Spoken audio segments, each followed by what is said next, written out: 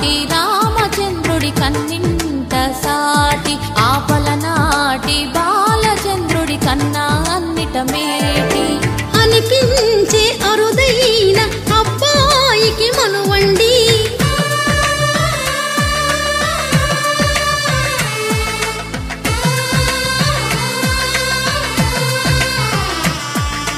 తెలుగింటి పాల సంద్రము కనిపించిన కూన శ్రీహరి ఇంటి దీపమల్లే కనిపించిన జాన